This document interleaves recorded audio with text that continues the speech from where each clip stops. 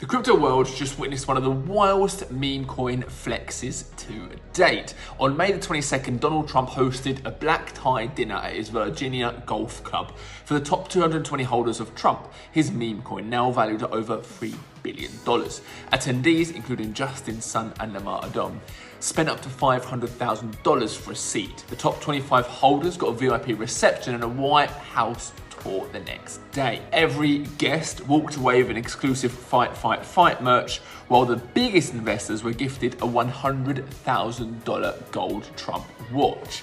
Actual gold watch.